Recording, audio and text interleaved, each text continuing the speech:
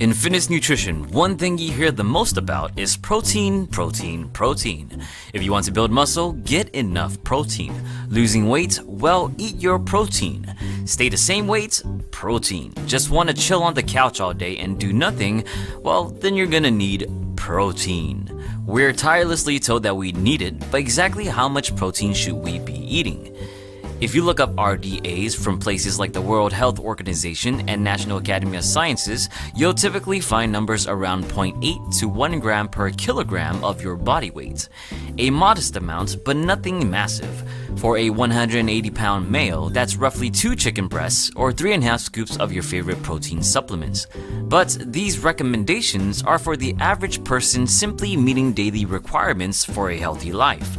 Since almost all fitness goals revolve around building or preserving muscle tissue, naturally it will require more protein. One of the ways to determine adequate protein intake is measuring your nitrogen balance. From the 3 macronutrients, protein is the only one that contains the element nitrogen. Knowing this, researchers can figure out if you're eating enough protein by measuring the nitrogen content in your food and nitrogen content that you excrete. The goal is to achieve a positive nitrogen balance, meaning the amount of nitrogen you're consuming is greater than the amount leaving your body. Of course, measuring your own nitrogen balance is a rather complicated task. Fortunately, we can look at studies to determine the best value for positive nitrogen balance or educatively guess the best amount for building or preserving muscle. For people that don't work out and just want a healthy dose of protein, then the RDA of 0.8 grams per kilogram of body weight is completely fine. In fact, studies show that subjects can achieve a positive nitrogen balance with only 15% of their nutrition coming from protein, pretty much spot on with the RDA. When you add exercise and goals to the mix though, things quickly change. When it comes to weight loss, intuitive thinking might tell you need less protein since you generally eat less to begin with. Studies, however, show favorable results for those that eat a higher protein diet, especially if they are either experienced lifters or have a low body fat percentage. The more body fat you have, the more you can get away with eating less protein. And the more intense you are training, the more protein you need to supplement the breakdown that will occur. All this being said, for people wanting to lose weight or body fat while preserving lean mass, eating roughly 1.6 grams to 2.3 grams per kilogram of body weight tend to do the trick, granted you are exercising enough. Bear in mind, though, that even the subjects eating the most protein still saw a drop in overall lean mass, just not as much as those eating less. For people wanting to bulk, surprisingly, the studies tend to favor protein amounts lower than your weight loss counterparts.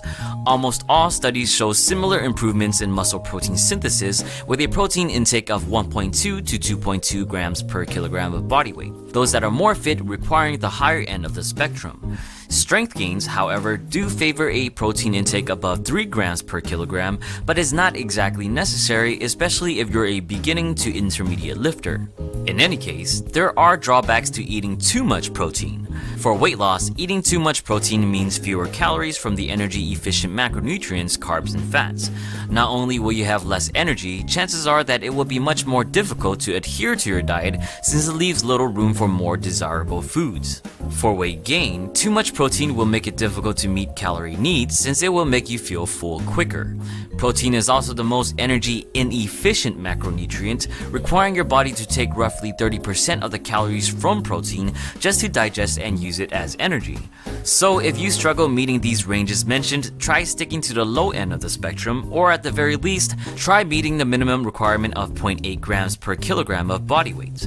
And no, unless you already have renal issues, eating too much protein will not destroy your kidneys. Studies show that people can get away with eating as much as 4.5 grams of protein per kilogram of body weight with no health issues. Last but not least, never forget that having the proper exercise program paired with proper nutrition is your best bet. If you feel confident about your workouts, give these recommendations a shot and see if it works for you. If you have any recommendations yourself, share in the comments. Please like and share the video if you enjoyed it, and don't forget to subscribe. Thanks for watching.